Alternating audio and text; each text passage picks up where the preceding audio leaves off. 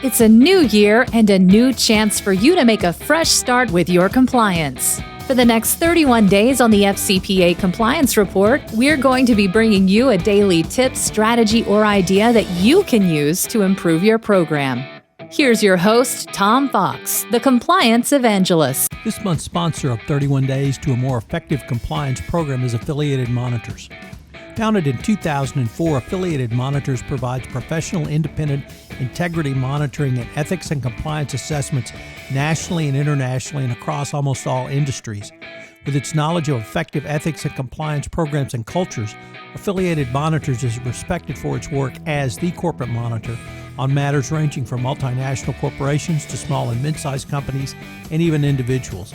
Having served in over 750 monitorships, no one has more experience as an independent monitor than the team at Affiliated Monitors. For more information on how an independent monitor can help improve your company's ethics and compliance program, visit this month's sponsor, Affiliated Monitors, at www.affiliatedmonitors.com.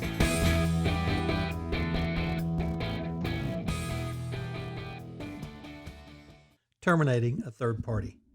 At some point, you will be required to terminate a third party, and there will be multiple legal, compliance, and business issues to navigate through. If you are stuck doing it in the middle of an FCPA or UK Bribery Act investigation, there may well be some tension to do so and do so quickly. If you have not thought through this issue and created a process to follow before a crisis occurs, you may be well in for a very tough road. Yet the 2020 update specifically asked a question in a section entitled Real Actions and Consequences when it posed the query, has a similar third party been suspended, terminated, or audited as a result of compliance issues? The key theme in terminating a third party is planning. The Office of Comptroller of the Currency said contingency plans to ensure that a bank can transition the activities to another third party, bring the activities in-house, or disclose the activities when the contract expires, the terms of the contract have been satisfied, or in response to contract default, or in response to changes to the bank or third party's business strategy. The bottom line is you have to avoid pain in terminating a third party relationship by planning for it. You should have an exit strategy, a transition plan, a prenup, or whatever the title. It's best to begin the planning for the end which, in the case of business at least, will eventually come, whether due to contract completion or material breach, turning over responsibility to another party, or abandoning the contract activity altogether. Contract termination is an inevitable phase in the third-party relationship life cycle. Planning for the end is important because the more long-term and layered the relationship, the more difficult it will be to disentangle. The deeper the third party is embedded in and uses the confidential information of the company, its customers, the greater the risk presented by failing to design a smooth transition process. It should originate with clearly specified contract termination rights, but that's only the starting point.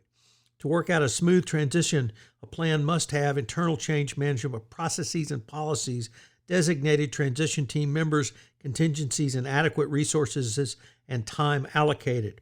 Your corporate values must be protected by clearly designing the disposition of shared intellectual property and infrastructure assets. Next, you need to think through your transition plan by ensuring rights to hire or continue use of key contractor employees who may be servicing your account, arranging to bring in new contractors or internal managers up to speed, filling out regulatory or other required notifications.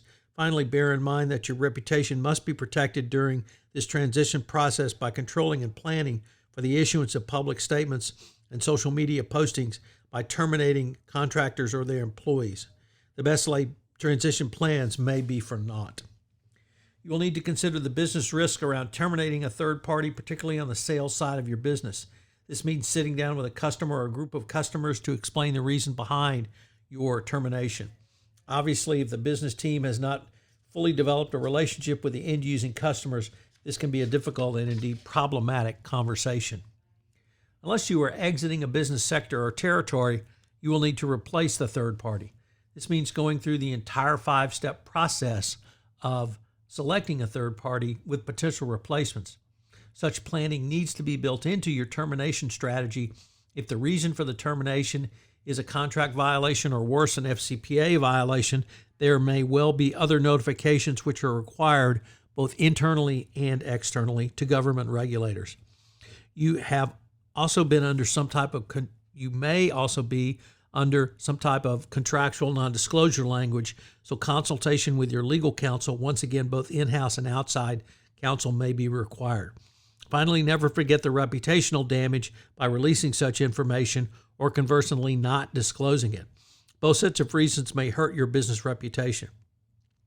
In addition to these steps, there's the area of data privacy, and data accessibility to consider. If the third party had to access your network and systems, that such access must be revoked. If the terminated third party has physical data, you must plan for the return of your data to you in a format that is acceptable to you and secure.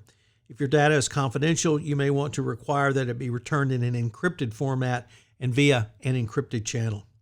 You should lay out a time frame for the return of any data. Alternatively, you can specify that the data can be destroyed.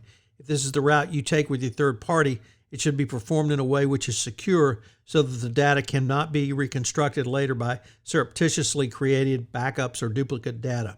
You should mandate the third party provide a certificate of destruction that confirms the methods used for the destruction of your data.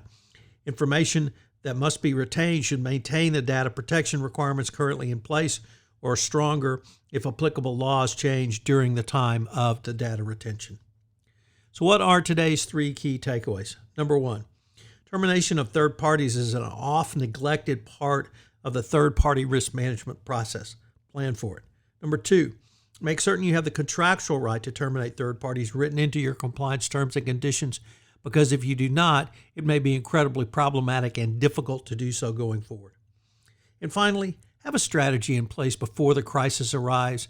We've seen time and time again slapdash strategies, plans put together in the height of a crisis never succeed, and they always fall down with the consequences of much worse actions going forward.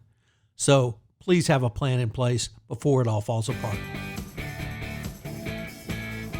If I could ask you to do so, would you pass on to at least one person this podcast series on the nuts and bolts of compliance, as I'm trying to expand my audience base for 31 Days to a More Effective Compliance program.